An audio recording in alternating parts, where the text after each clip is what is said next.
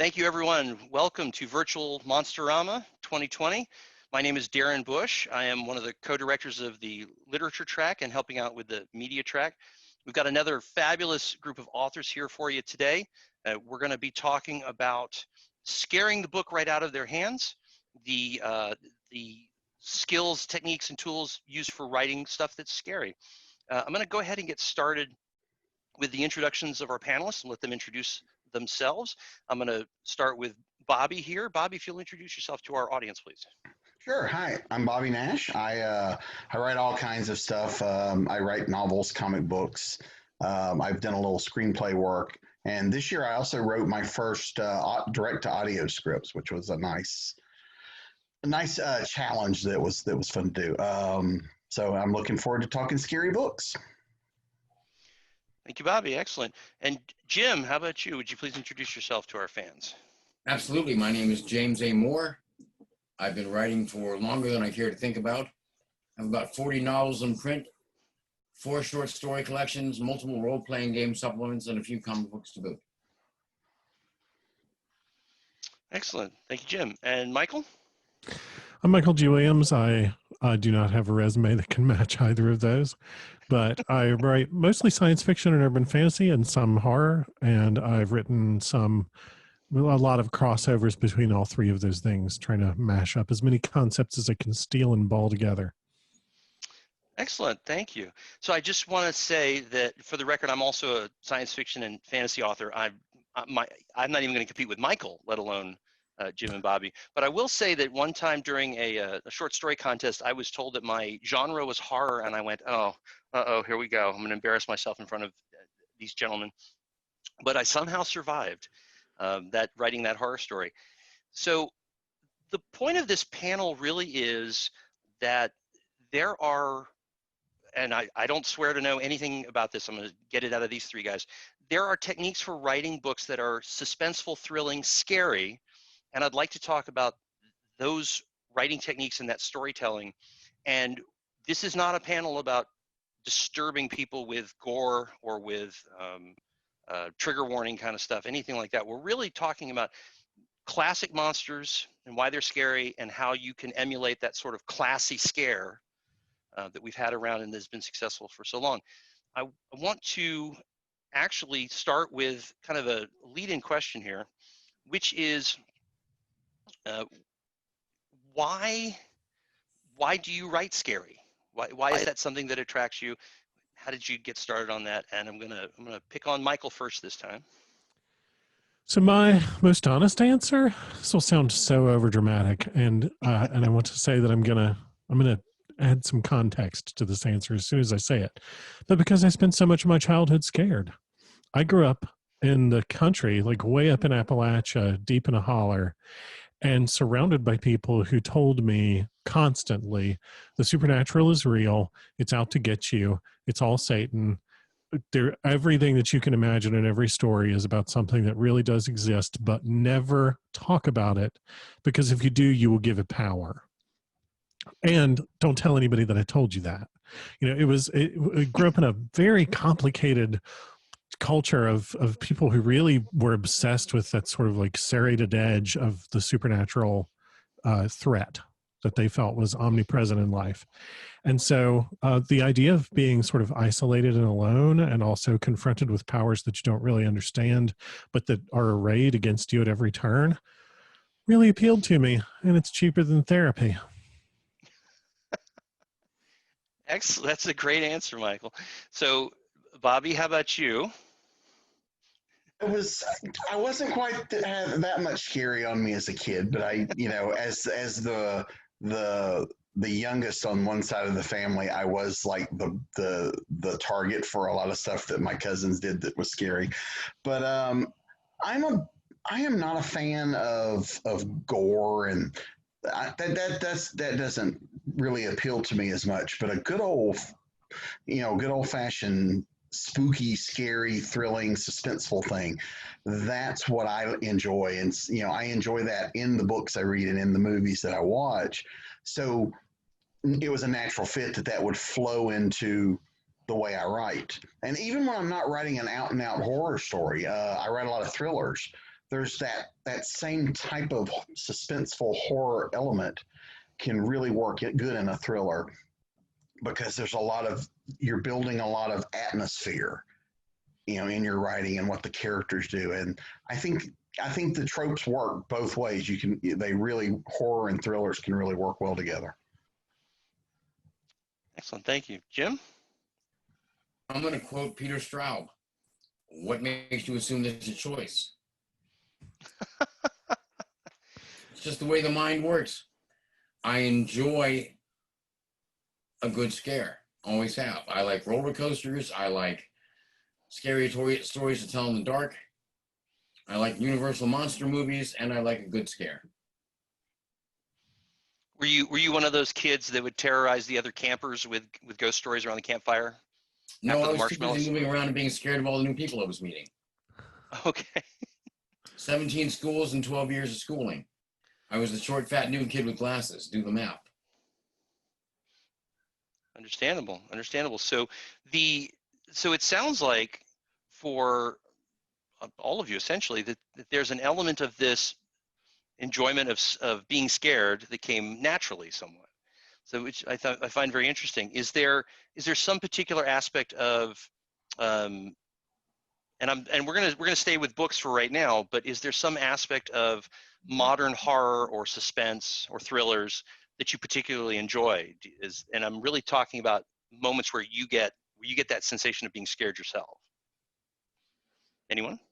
I find that when the stuff that I find the most scary is when and this is like with me reading something, when the author leaves it to a point where I'm filling in a lot of the blanks up here myself, that becomes far scarier than anything they've actually written. So there's an art to that of how to, you lead them halfway and let the reader fill in the blank, and that way you bring your own fears and whatnot with you, because I think from an early age almost everybody has an intrinsic fear of the dark. Some of us get out of it, some don't, but it's from an early age there are those things that scare us, that stick with us, so we can always remember that feeling. And if you can find a way to touch that in the readers, when you're writing it, to touch that in the reader, your book will become far more scary to the individual reader because they're bringing all that baggage with them. Are you also saying that you like a relatable scare? Something kind of a universal, we all feel this dread at certain times kind of thing?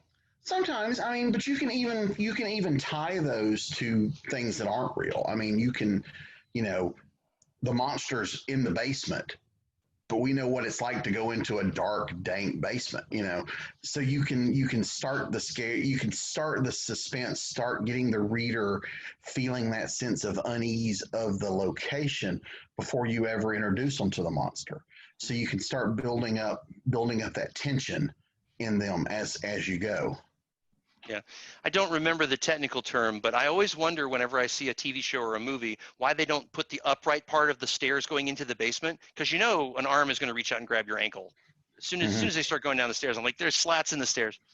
That's the fear of the basement, I guess, is one of those Freudian things, right? Well, growing up, my grandmother had this house with the crawl space basement, with the you can't walk in, you have to crawl in. And my cousins had me convinced there was a monster living in there. But then there came that one day when I happened to be the only one there, and that was the day I was going to face my fears and I was going to see that monster.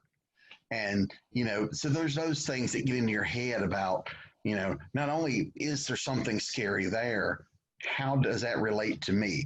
Am I going to run from it? Am I going to face it head on? And so you can play with a lot of that. Okay. I think that's something really important about what you just said. It points to a really important part of both horror and humor, which is they both sort of turn on the same hinge of subverted expectation. But if you can get the audience to meet you halfway in both genres, in either genre, if you can get the audience to meet you halfway so that they're filling in the shadows with what they're afraid of, or they're filling in the unspoken part of the joke and thus making the joke with the comedian, then they both feel so much more invested in what's happening. If they're creating part of the experience for themselves, and they may not even realize that they're that actively engaged in creating that experience, but if you can get them that engaged, they're emotionally invested from the get-go. They need to know the rest of what happens. I think a great example for me is Victor Laval's The Ballad of Black Tom, where like you go into it thinking if you've read The Horror at Red Hook, you think you know what's going to happen. And instead what you get is this story where almost none of what happens in the original Lovecraft story is depicted on the page, but you're totally ready to meet it halfway at every turn with all the sorts of things that the narrator can safely assume that we know about their experience. I think the catch is you have to remind people that they have 5 senses. You can lead people almost anywhere as long as you're describing things that they can associate with. So you're walking down a dark alley. It's dark, we've got that. You're not seeing much. But what are you hearing? What sound is that? Is that a bag blowing down the alleyway behind you? Is it a cat? Is it a claw? Not really sure, but I heard it. What's that smell? Is that the dumpster? Is that a smell of something rotten? Is that a corpse moving closer to me when the wind blows? What am I tasting in the air? What am I hearing? What is that? Is that a breeze across my neck, or is it the breath of something 4 feet away from me? Hard to say. But you can lead to that with the 5 senses. And if you do it the right way, they'll follow you anywhere you're going. Do you, Jim, when you say the 5 senses, do you normally try and hit all 5 as often as possible, or do you pick and choose? I like to have at least 3 of the 5. Depending on how slow I want to go, I'll add all 5. Okay, I'm sorry, say that again. Depending on how slow you want to go? Can you explain Absolutely. that? How quickly do I want to get to the payoff? Do I want to build the suspense and make them wait? Do I want it to be a quick end? Okay. Pacing is 3/4 of the battle. The 5 senses are the way that you can set the pacing. Yeah, because we can speed up or slow down the reader, by how we pace our big paragraphs or short choppy sentences or whatever. So we can play with how fast they read things too. So if you want them to really stew in it, you can write it one way where they're really you've slowed the story down and they're in the thick of it. And then when things happen and you need them that quick, you can speed the pacing up, and it's almost a jarring to them reading it without them realizing what you've done. Because But I would add to that as a proviso, make the payoff worth the trouble. Yes. Otherwise, you end up with a really boring story if you're doing it the wrong way. Yeah. And I've read a few. And I think to some degree, it depends on like what kind of scare you're trying to give people. If you spend 3 pages, like really slow walking them down the alley, by the end of it, they're going to be holding their breath. You're creating this magnificent sort of Damocles kind of experience for them. And if instead what you want to say is he turned down the alleyway and got stabbed in the chest, then that's going to create a different, more jarring sort of experience for the reader, where they're immediately going to start thinking, did I miss something? What's about to be told to me? Like, what are the details that I'm missing? And it's a different kind of experience for them as a reader, and it produces a different emotional flavor, even if it's essentially the same emotion. However, not mentioning names, because I never like to mention names on negative stuff, I ran across one writer who on 3 separate occasions started out very slowly and kept going very slowly and never had a payoff. They just wrote this lovely scene where they described all 5 senses for 5 pages, and then they decided to start the story up. I'm like, congratulations, you've lost me. I'm no longer interested. So are you guys all saying that there isn't a definite rule on how many senses or how long to spend on each sense? Not any kind of rule at all, as far as I'm concerned. It's trusting your own instincts. Okay. So how do you feel about breaking the rules of dialogue or sentence structure in order to mess with the perception of the suspense or the scare? Well, in doing when you're doing a novel, I mean, too, we have the ability to get in the character's head, which, like a movie doesn't really do. So you can play with that person's horror if you want to, of what they're feeling, how the sounds or the smells are affecting them.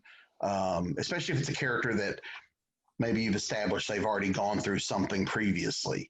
So this reminds them of that or whatever. So you can play with things like that. But yeah, I mean, it's one of those things. It just depends on the story because or the character. I also think it depends on, like, are you trying to create disorientation in the reader? Because if they're looking to have a pretty linear relation of the narrative so that they can follow, moment to moment without having to wonder if what they're being told is reliable or if the person who's experiencing this is recollecting it correctly or whatever, then that's one thing. And if you play with the rules too much, outside of like writing dialogue that's vernacular, if you play with the rules and break the rules too much, then I, as a reader, when I see that, start being concerned that the narrator is unreliable in some way, that their own relation of what's happened is too disjointed for it to be something that has come out of their brain making sense in the first place. But as a writer, I tend to be kind of a rules follower. If it's not inside quotes for dialogue, then my editor's going to slap my hand. I do like using to the, I just do it in italics, but using like their thinking. They may not say it aloud, but I do like to do some of that, especially if it's a character that's alone. If your point of view character is the only person there, I like doing especially, and you can use that to amp up that character's anticipation or excitement or fear or whatever, because you can start if their thoughts start getting jumbled when they get scared or they don't know what's going on. You can use that also to kind of get the audience into the same mindset they're in. Oh, absolutely. And a great use of disjointed narrative is trying to relate something that's traumatic, and trying to give the reader the experience of having all this conflicting information, be taken in by the person who's experiencing this trauma. Absolutely. So Michael, you bring up something that I was actually heading toward. Is it possible to have a story be really, let's just stick with the adjective scary, is it really possible to tell a scary story with an unreliable narrator? Or is that too specific a question? Can you tell any good story with an unreliable narrator? Oh, absolutely, yes. Okay. Can you scare people with an unreliable narrator, or do we need to really believe in whoever's telling us about the scare in order to follow along with it? Well, okay, so for an author readings podcast I do right now, I'm reading Dracula. And early on, as soon as Jonathan Harker is left alone in the castle, he figures out, oh, this is a bad scene, and I'm a prisoner, and I need to get a way out of here, like pronto. And then within days, he has started having really disorienting and terrifying experiences and begins questioning his own sanity and becomes an unreliable narrator in a lot of ways because he's saying, I just experienced this and I don't know if I believe my own experience. So he's explicitly telling the reader in his diary entries, I'm not sure that what I'm telling you is real. But at the same time, it's terrifying. And that is in itself a different thing to be terrified of in the story. Maybe Count Dracula is a vampire who is keeping him prisoner. Maybe the guy telling the story has started to lose his mind. Maybe both are happening at the same time. And when we don't know what the boundary is, then that becomes a way for us to be frightened of, like, not just what would I do if I were trapped in a castle with a vampire, but what would I do if I were trapped in a castle and started to go insane? Would I be able to tell what's happening? Okay. Yeah, I think too, you could, it depends on who your narrator is. Like, if you've had the twist coming up that this person you thought was a good person turns out to be the villain or the evil, they could be, their narration it's unreliable because that's in their character to lie to you to tell the story.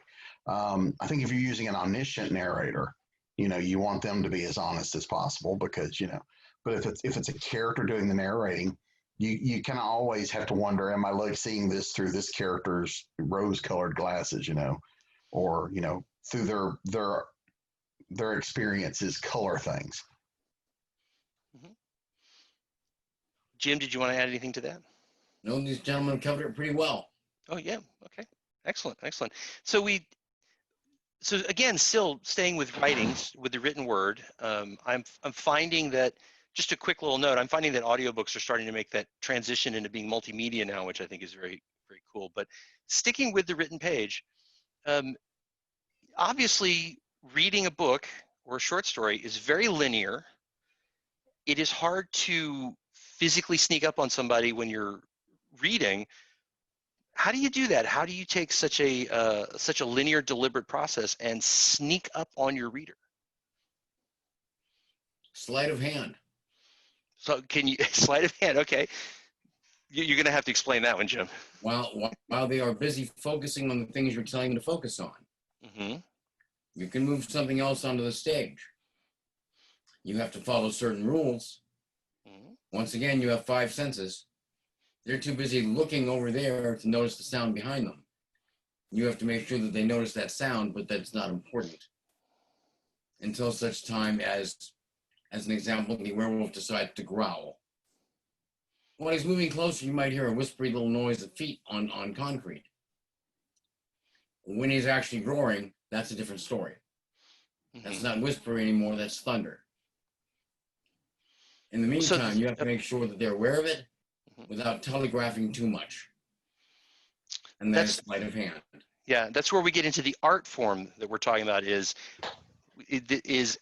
how do you have a feeling when it's just enough hinting and suggesting?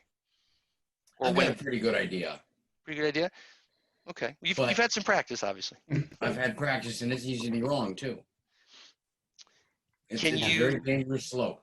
Yeah. So is there, without embarrassing yourself as a professional, is there an example of a moment where you remember having to change something because you just went just a little bit too far and realized it later? No, honestly, I'm not going to lie about that. I've noticed it more in other writers than I've noticed it in myself, but that's always been the case. Okay. When I'm reading another writer, I'm dissecting what they're doing automatically. Mm-hmm. Not a question of whether I want to, it's just going to happen. In the words of Tom Monteleone, you got to pop the hood and see what's making that engine run. Mm-hmm. Do you find that being a writer of horror, and this question's for everybody, do you find being a writer of horror ruins reading horror books, other people's horror books? I think being a writer of the time, yes. Yeah. I think being a writer of any genre, impacts you reading that genre. Because I start looking at it, because I'm a big crime. I love like crime thrillers. I love those. So, and I write those too. But when I read those now, there's a part of my brain that's editing those while I'm reading them. Yep. And I can't turn that off. And it's, and part of it is too, not only do you see the stuff that maybe you don't like or whatever, but I also see stuff, it's like, ooh, I see how they did that. That solves a problem I have. But it's just like cops watching police procedurals on TV. They can't do it because they're like, that's not how this works. Yeah. I vaguely suspect that my husband hates watching things with me because he always has the emotional experience of watching something. And so I think we're both reading N.K. Jemisin's Broken Earth trilogy right now. He finished it. I started reading it right after him. And his responses to it, whenever we talk about it, are always about like the way that a part of it made him feel a particular thing. And my response to it is always, oh, she is so good at this. She's so clever about like introducing this plot element, and then she makes it think that that doesn't matter. But then like 2 books later, it does. And there's this character who cropped back up and you thought she was done with them. And Uh-oh. Oh, he froze. architect trying to walk through the same museum and have a conversation about it. You know, where like he's like, oh, all the paintings are really great, and I'm like, oh, this is a beautiful building. You know, so I think that's probably it ruins everything in some ways. I really love the analysis of the structures of things and how people write stuff, and I enjoy looking at it in Oh. X, Y, and Z, and they've got this much book left, and they're probably going to have to figure out how to use those elements to wrap it up. So this is what I would do if I were writing it. But I think that that's probably annoying for other people who just want to watch the frickin' movie. Yeah, I could see that. It's I have a hard time watching any movie that has a computer in it because that's what I do Yeah. for a living. So it's I understand that concept. So, but you guys are all horror fans, right?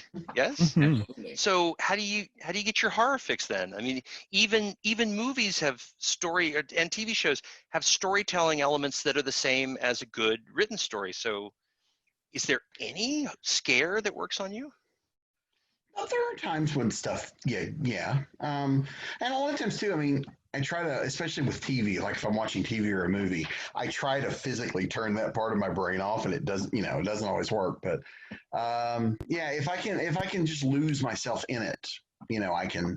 Those things will happen. If I just have to make myself, you're not editing this, you're not, you didn't write this, you're not changing this, just enjoy it. Yeah. And rewatching stuff that I was a fan of before I became a writer is very much like comfort food. Oh, Like yeah. watching old monster movies or reading old horror that I read as a kid. It's even though I know those are there, I'm not picking those apart as much. Okay. There are certain horror concepts that are just always going to work on me. Being trapped in a situation that is clearly unwinnable is always going to work on me. So Alien, watching any Alien movie, I like Alien or Aliens or Alien Cubed or etc. Anything in that franchise, I have to have somebody whose hand I can hold, because I will, the minute that it's Ripley alone in space with an alien, I am out of there. I'm like, my anxiety level is so high that I will spend the rest of the movie terrified. So things like that, there are certain concepts that just always work on me. Mhm. Good foreshadowing makes a difference. Mm. I might know it's going to happen, but if you tell me it's going to happen and then show me the process of it happening, I don't know exactly when it's going to happen. Okay. And Jim, we're gonna come back to that because I do want to cover some of the more technical details, so that some of our audience who are aspiring writers can maybe get some good tips from you guys. But you bring up a very interesting question, which I've been meaning to ask you guys, which is where did you get started? What are your childhood favorites? What are the best examples of the old scary monsters or old scary stories? And by the way, this has nothing to do with pandering to the owner of the convention at all. Has nothing to do with it. Twilight Zone and The Outer Limits. Both had thought-provoking stories, and when they got to a good jump scare, they led you up to it and then pushed you over a cliff. Mm-hmm.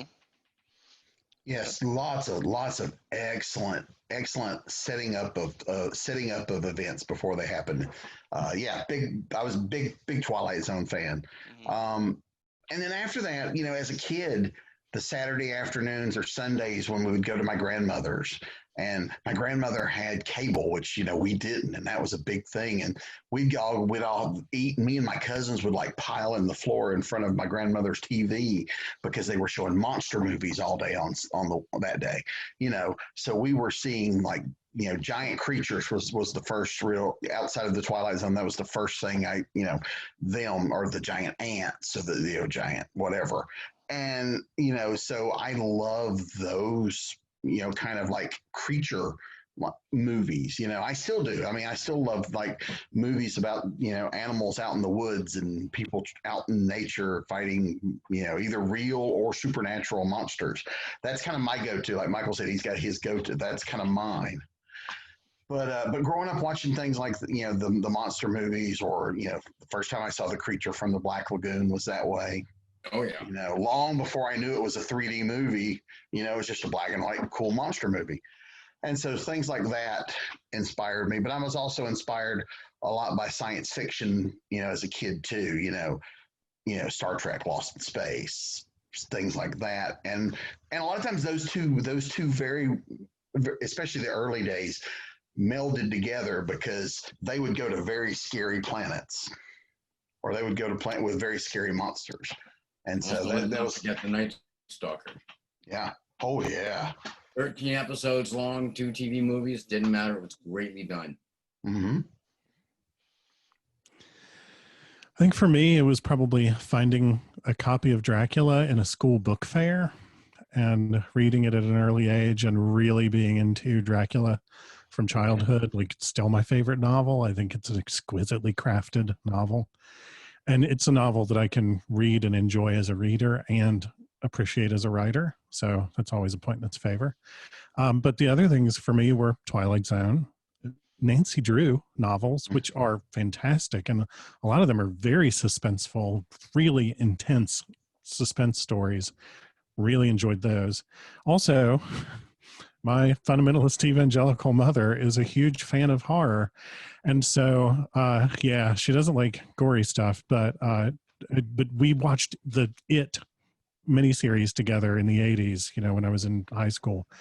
And she would love old monster movies and things like that. And we, up in the mountains, we had a little independent station that played monster movies in what it called Bizarro Theater on Saturday mornings. So we'd watch that, stuff, and watched them and all kinds of good things. Yeah, we would do that a lot on the weekends. That was kind of, like I said, that was the go-to thing. There was always, and sometimes they would play movies that, like, we're used to watching the monster movies, so so that was cool because there was a sci-fi twist to those, and I love those. But then one Saturday they decided to show Rosemary's Baby, which is completely different, but but I learned a lot from watching those movies. Mm-hmm. Excellent.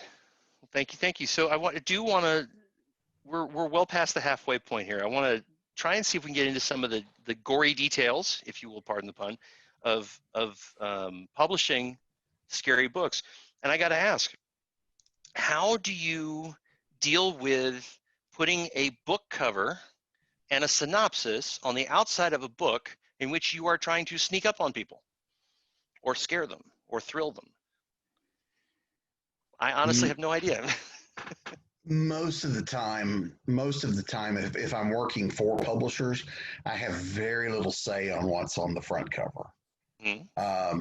I sometimes have some input on the back cover, but most of the time, if I'm working for somebody else, yeah, if they run it past me, that I consider that a good experience, because a lot of times I don't know until they release it. Do they have some kind of formula or system for not spoiling what you would consider the big shockers or the big moments? Nope. Is there?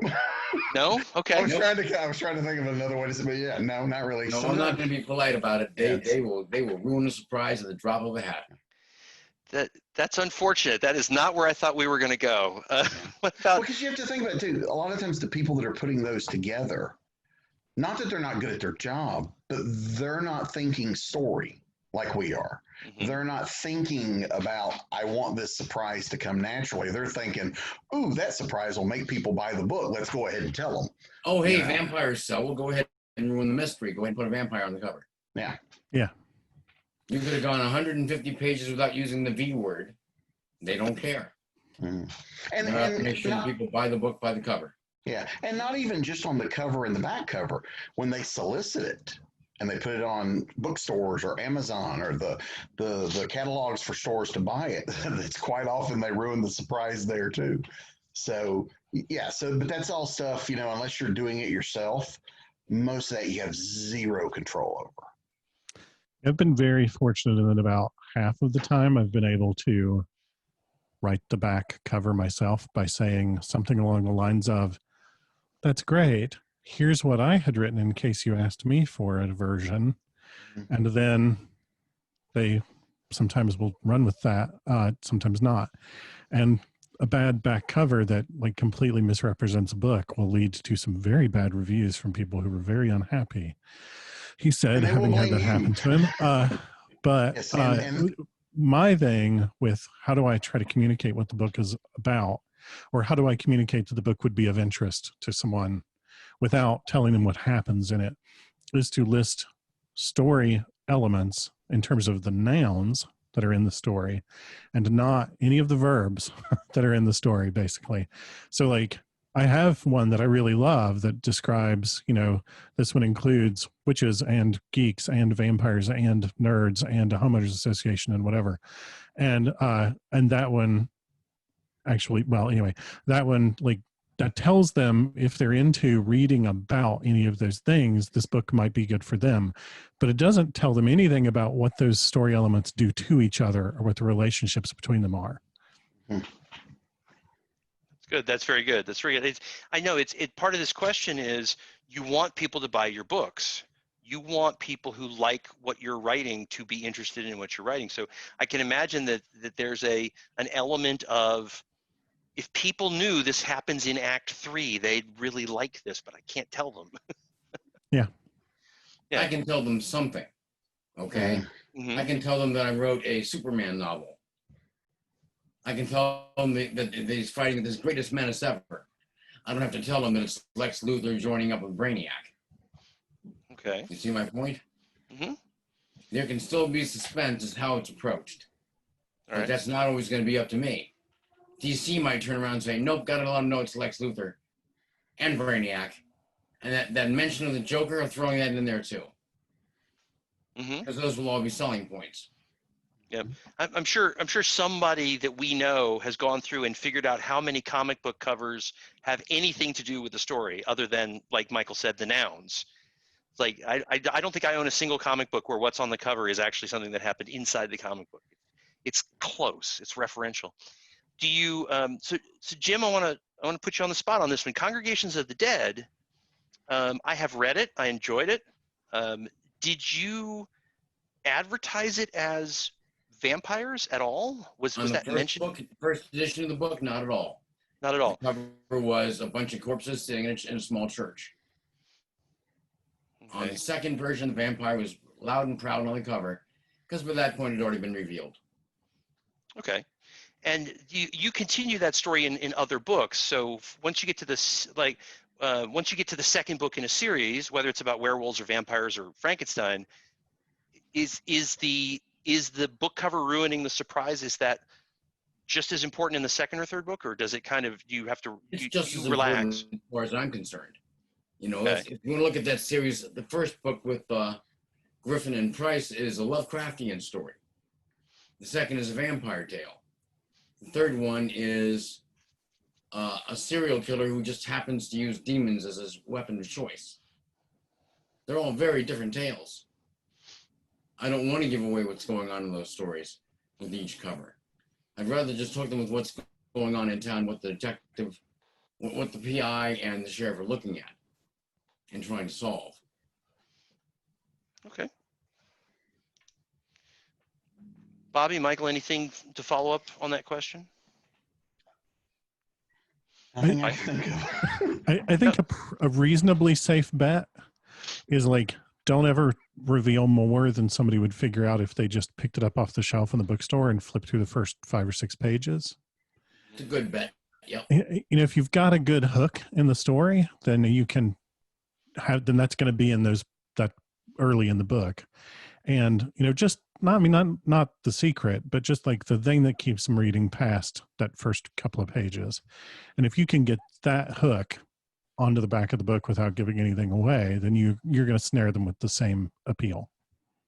Yeah, you don't want to give away if you've got a twist at the end, you definitely don't want to give that away, or you don't want to give away big things. And so it's, yeah.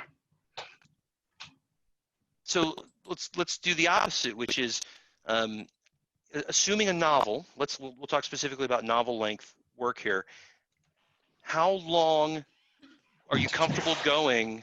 How far into the book are you comfortable going before you feel like you really have to mention the monster creature thing? As long as it feels comfortable. Okay. Again, Congregation of the Dead, it's about 150 pages before the word vampire shows up.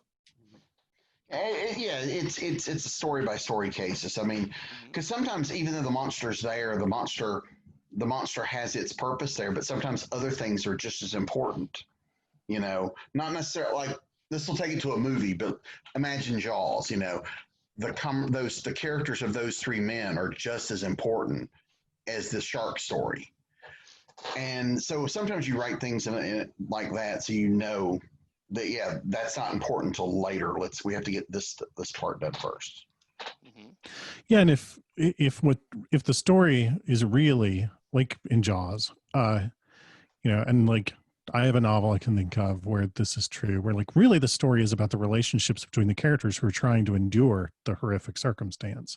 This is going to be true of almost any zombie story. Zombies are basically a weather effect. Like it's every zombie movie and novel is Key Largo, but with the undead. It's a hurricane that eats your brains. That's it. I mean, like there's no motivation there. Like we know what they want. It's not a big mystery. Ta-da, And so like if there's any meat to the story, no pun intended, then what you do is, you've got to build meaningful relationships between the characters and make those characters appealing such that like the reader doesn't need to be surprised that there are undead creatures walking around. They need to care about those characters and what's going to happen to them. And so I think it really just depends on how much of the story is about that as opposed to whatever the horror concept is. I have a novel about a vampire at a neighborhood homeowners association meeting when the zombie apocalypse happens in their neighborhood. And like, it takes like 30 pages for that to happen, because what really the story is about what it's like to be a total outsider surrounded by people who don't realize what an outsider you are. And so it's really important to spend time like developing his relationship to these people before you start threatening those relationships. Otherwise, the threat to those relationships means nothing. Yeah, and your people, if your audience cares about those characters, if you've made them care, when you start killing them off or putting them in jeopardy, your audience will feel it along with them. Mm-hmm. One of the most intelligent analyses of bad horror and like failures at horror that you can ever find is Mystery Science Theater 3000, where a lot of the jokes are often about failures of structure in the movie that they're watching, and the fact that like if you don't have compelling characters or you don't have compelling relationships between those characters, then the audience just doesn't care what happens anymore, and then it's all just people running around screaming for no reason. Mm-hmm.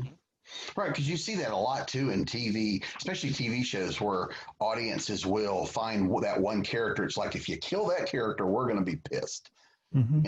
And that's that because just inspires me to kill that character all the more. Yeah.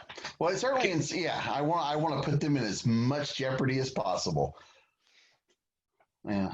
Is that so? Jim, you're okay with going all the way to killing the heroic character? No hesitation whatsoever. No hesitation.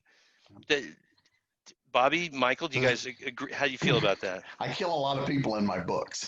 If it serves the story and it serves the story, yeah, absolutely. If we get to a point where in the story and that character just needs to go, yeah, they're gone. I have spent 45 minutes trying to get you guys to disagree on something. It's not working. Go ahead, Michael. There's a degree to which I hesitate to kill characters that I really like, only because if I kill them off, then there is a part of me that says, well, Michael, why did you spend so much time working on them? But, ultimately their sacrifice or the sacrifice of that character or the meaninglessness of their sacrifice or whatever the conditions of their death are the payoff for that work. And, so be it. I have some books where I've killed off a lot of characters that I spent a lot of time on.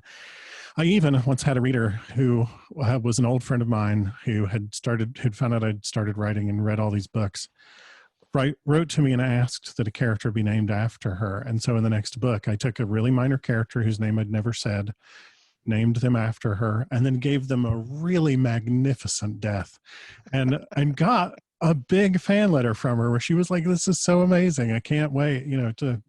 I don't know.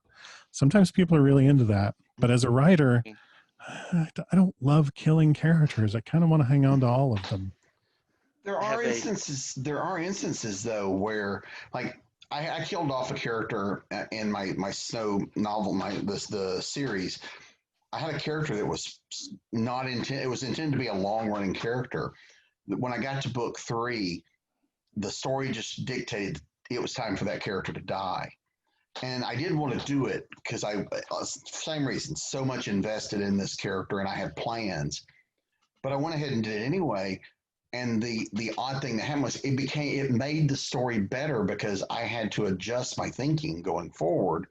And so that character's death led to interesting plot twists and, things that the character suddenly had to do that became a much more interesting story in the next book.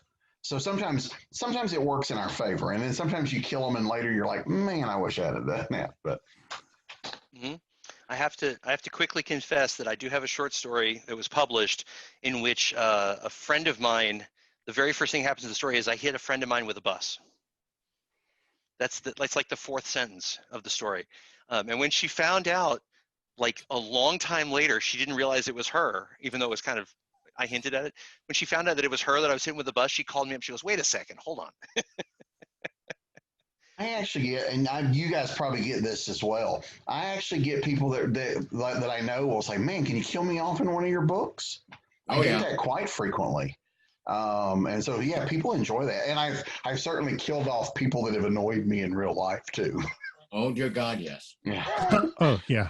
Yes, their deaths are usually very violent. Yeah. One year at Con Carolinas, I had at my author table a sign that said "Die in my novel for $1." And I had a family of 9 walk up and ask if they could get a group rate. Yeah, That's awesome. you $5 a person. Okay, okay, guys, I've got to ask.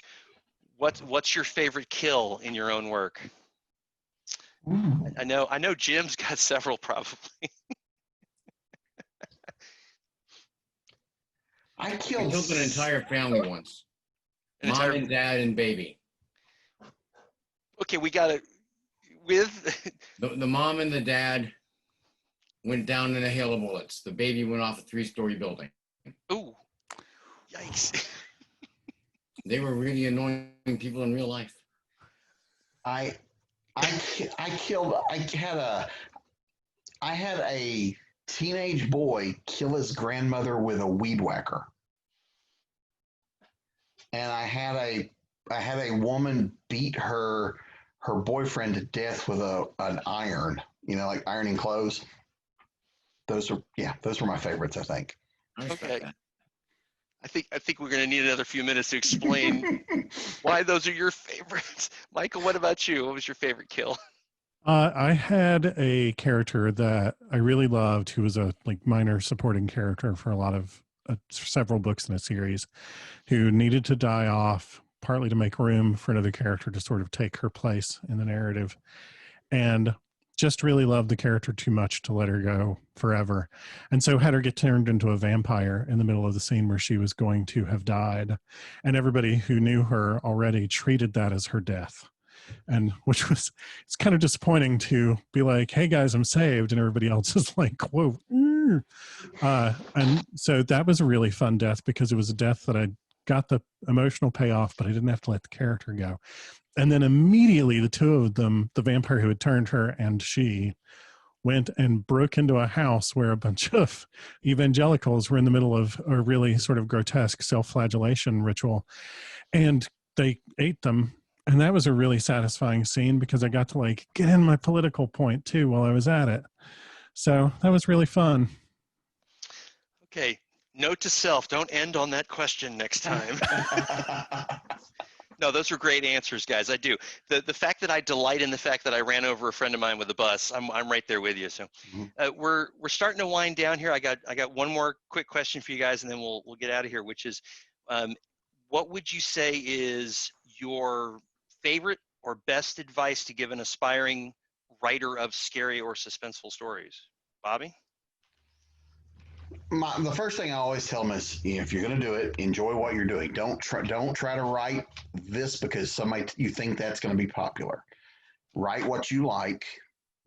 That's going to make your life a whole lot easier. Because I always tell people, and they're like, "Well, why? This is popular." I'm like, so imagine you write this book in a genre you hate. It becomes popular, and you find yourself writing that same thing over and over for the rest of your life. Write what you like. Do it that, and that's a good way to start and then build from there. Excellent. Michael, what about you?